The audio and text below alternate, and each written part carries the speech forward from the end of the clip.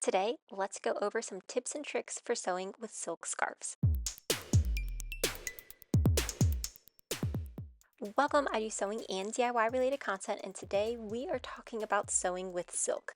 Now, silk, whether you are getting it from a fabric store or using like a silk scarf, is just so smooth, so luxurious, but because of that, it can be a little tricky to work with. And in all honesty, I actually don't work with silk that much because it can be a little finicky. But I have a bunch of silk scarves, as you can see here, and I'm going to be trying to make some Christmas gifts with them for different family and friends, so I decided to look up the best tips and tricks for working with it. So let's go ahead and get started. As you can see, silk has this really nice smooth texture. It's very delicate. So when you're doing your edge finishing for it, you're normally using a very fine rolled hem or maybe even French seams if you're sewing this into something like a garment or a pillowcase. Now, if I lay out my silk here, as you can see, it's very thin and we have to really think about how we're going to be working with it because of that slippery texture. So I would highly recommend always using very sharp scissors or a rotary cutter. That way you get the best cut possible. Now, when we're also thinking about the prepping for our fabric using pins or other types of, like quilting clips, you really want to go with pins, especially though you can actually get silk or satin pins, which normally are a little bit thinner. So you can see here, this is just like a very small pin, but you can actually get pins specifically designed for silk. The idea is you don't want to snag your fabric in any way, and also when you add that pin, it can sometimes leave a little bit of damage if you use like a very thick pin. So that's why you want to go with something that's very thin, and that'll be very easy to make sure that it doesn't damage your material while you work with it. Now, also talking about prepping our material, as far as washing goes, you would not want to put this into your washing machine. Definitely check the label on where you get your silk from. A lot of the times it is dry clean only. And then also, if you were thinking about if it has like any wrinkles, pressing it, you want to use on a very, very delicate setting. Some irons specifically have a setting for silk, but you want to check to see if your iron is compatible with the material you are using. Now, as you can see, I have some additional silk scarves here.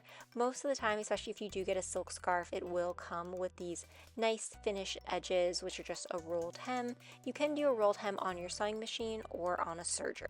So now talking about our sewing machine, let's go ahead and prep our machine for this. So with silk, especially most of the time it is non-stretch, you can just use a universal needle at the smallest setting, or you can even use a microtex needle. So as you can see in these universal needles that I have, they can go down to like a 70 around the size. So this one shows 80, but I do have one that has like a 70, so even smaller. The smaller you have for your needle, the better it's going to be for working with the silk. If you use a really thick needle, it can actually snag, and then you'll get these little tears or almost rips looking like in your fabric, and you don't want that, especially when working with something as luxurious as silk.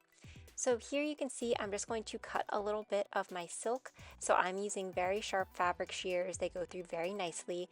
But as you can kind of see, the fabric is a little slippery and moves around. So that's why it's so important, especially when you're doing a pattern or something that really requires very precise cutting, that you want to use very sharp tools and make sure that you really are using pattern weights or some sort of pins. So now I've cut 2 layers of this out. I'm just going to pin this together, and then we can go over to our sewing machine and actually get started in what we can do for our little tests. So I was able to find the correct needle, so I'm going to be using the 70, so it's just a universal size needle. I'm going to use that 70, and then I'm just going to add that to my sewing machine. In addition, you can use normally just a regular presser foot. If you notice that things really start to be stretching or moving, you could try a walking foot, but a normal presser foot has always worked for me when sewing with silk. I'm also just going to be keeping this at a straight stitch. I am going to reduce the stitch size though. So I'm going to do it at a 2 instead of the 2.5, just because that smaller stitch size will make it a little bit nicer, especially when we're using this very fine fabric. Then for the thread, I'm just going to be using sort of a polyester thread. You can get very fine polyester or silk threads. I would just avoid anything too thick. So now getting started sewing, you can see I'm actually going to go really slowly, and I am not doing any pulling or pushing of the fabric. I'm just letting the machine feed the fabric through, and this is going to give you that really nice stitch for your silk. Now, depending on the type of machine you have, you may actually be able to lower the feed dogs. I'm not able to on mine, but you could actually lower them slightly, and that may help with any pulling or snagging you see in your seam as well. Mine though looks really good here. I love how it turned out. It looks really nice and crisp, and I'm not seeing like any snags or any big tears in my fabric. So I think everything worked out really nicely for sewing this together. I hope that this video gave you some tips and tricks in sewing with silk. It can be so fun and so rewarding. It can also be very challenging, so definitely take your time, especially when you're first starting off with this. I would highly recommend maybe going to a thrift store, picking up some silk scarves if you want to just test it out with your machine, especially if you're a beginner or someone who hasn't worked with it before. Silk feels a lot different to work with than your normal quilting cotton or woven fabric, even stretch knits. It's an entirely new type of fabric on its own. If you enjoyed this video, be sure to like, comment, and subscribe, and let me know what you want to see next. Thanks for watching.